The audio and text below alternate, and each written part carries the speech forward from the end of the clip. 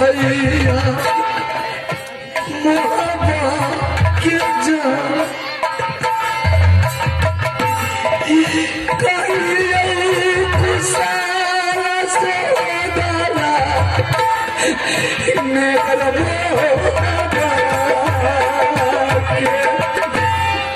सब कुछ बिलती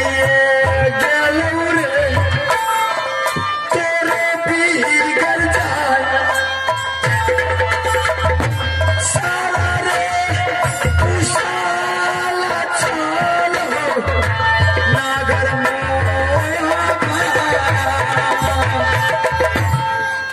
सबसे पहले राजमाता का कुशल तो का करके सुना दीजिए।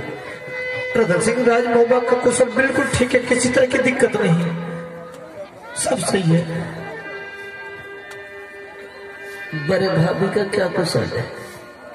अरे वो तो जिंदगी का मौज ले रही है, क्या दिक्कत है उसके पास? बेटा इंदल सिंह का क्या समाचार है?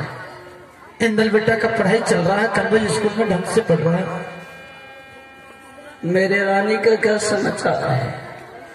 तुम्हारी रानी कुछ दिन के लिए नहर चली गई है, हाँ जी।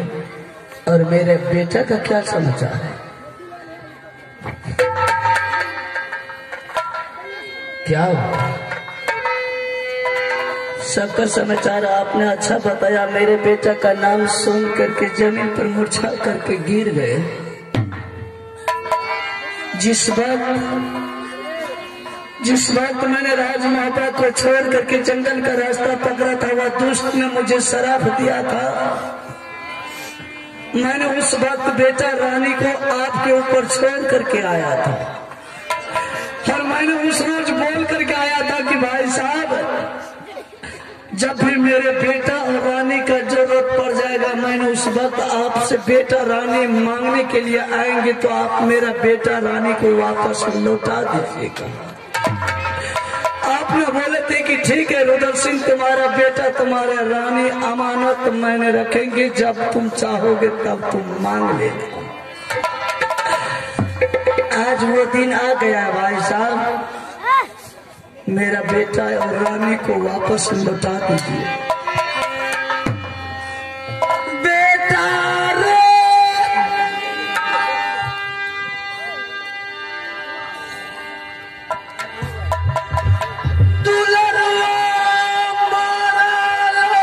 डर गया क्या?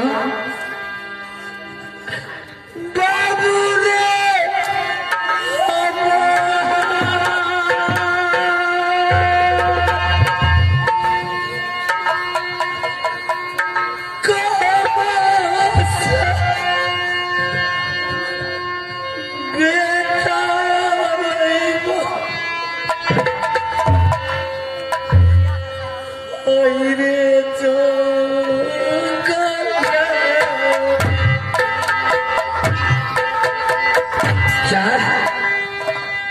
उस महल में आपका रानी ऐश मौज कर रही है,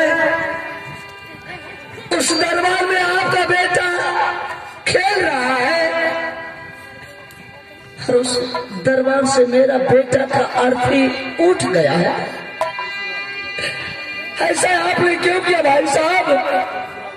यही सोच करके ना कि रुद्र सिंह सदा के लिए राजमाता को छोड़ करके जंगल चला गया है, वो लोग सदा के लिए लौट करके जंगल से राजमाता नहीं आएगा। उसका बेटा राजमाता में रहेगा तो आगे चल करके राजमाता का संपत्ति बांट लेगा। अरे भाई, आपने संपत्ति को ले लेता, मैंने पूरे संपत्ति मुझे नहीं चाहिए, लेकिन आपने दान के लालच में मेरा बेटा को जीवन हत्या कर दिया। संपत्ति से कई गुना बढ़ करके बेटा होगा। आपने संपत्ति के लालच में मेरा बेटा को सब मीन करके दरबार में हत्या कर दिया। मैं ये नहीं सोचा था कभी कि मेरे भाई मेरे लिए दुश्मन बन जाए। क्या ना लालच ही आगे से भाई बाबू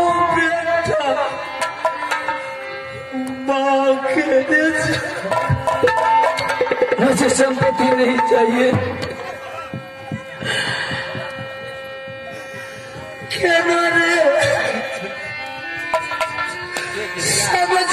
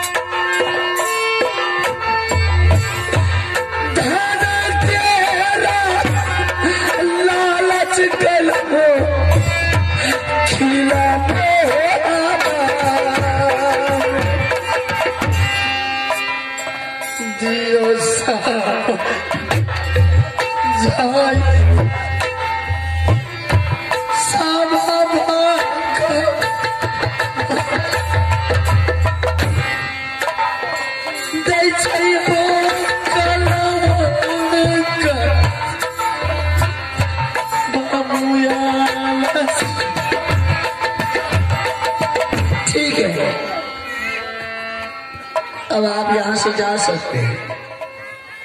अच्छा किया कि आप मेरे रानी को भी घर से निकाल दिया। अच्छा किया कि मेरे बेटा को सदा के लिए मैंने अपने बेटा से हाथ धोना पड़ा। अब क्या रहा? अब तो कोई बाबू सिंह को राजमहल में नहीं बचा जिंदा कि उसको मुंह देखने के लिए चले जाएंगे।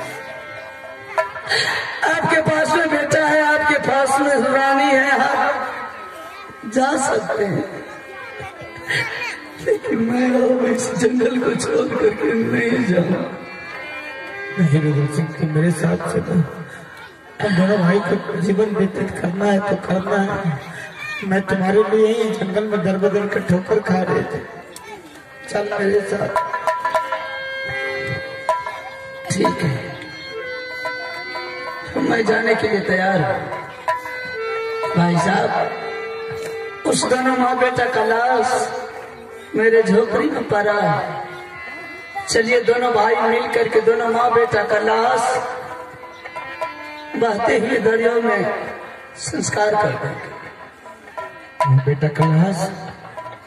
हाँ, तुम्हारे पास? मेरे पास मेरा बेटा का लाश है और मेरे पास रानी की भी लाश। ऐसे कैसे हो गया? जो लिखा था उसको कोई नहीं मिल सकता। चलिए संस्कार कर देंगे, फिर उसके बाद आपको सारा कहानी कह करके सुना देंगे। ऐसा करो, बेटा का संस्कार तो जरूर कर देंगे, लेकिन अपने से छोटी बहू रानी को हाथ हम नहीं लगाएंगे, क्योंकि हिंदू धर्म में बड़े छोटे का लाज लिहाज है। मैं रानी के बदन में हाथ नहीं लगाऊंगी। ठीक है, आप मेरे बेटा का लाश तो उठा सकते हैं ना? हाँ, ऐसा कर सकते हैं। चलिए आप मेरे बेटा का लाश उठाइएगा, किसी तरह से वो अभागन नारी की लाश उठा करके हम गंगा जी में संस्कार करते हैं। रघुवर सिंह, ऐसा ही हूँ, लेकिन मैं भी तुझसे कुछ कहने के लिए चाहता हूँ। अगर तुम मेरी बात को मानोगे तो मैं तुझे कह करके सुनाऊंगा। ठीक है भाई साहब, बोल सकते हैं।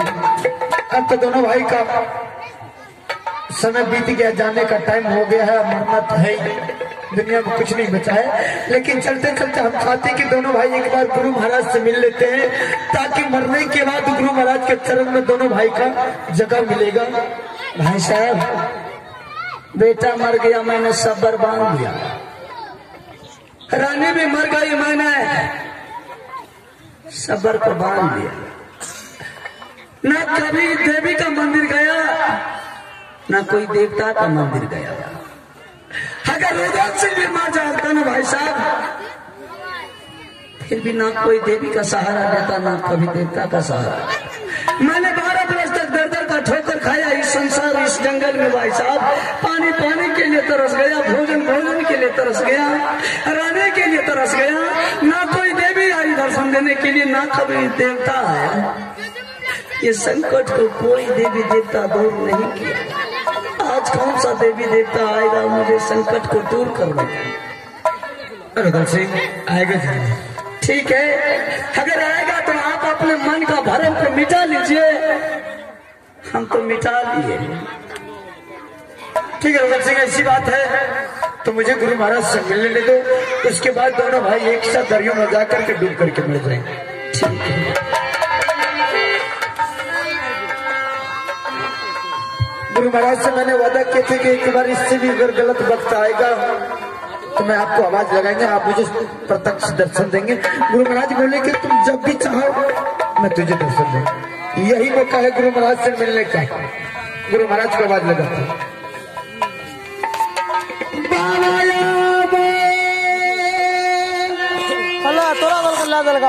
सुनियो या हमारा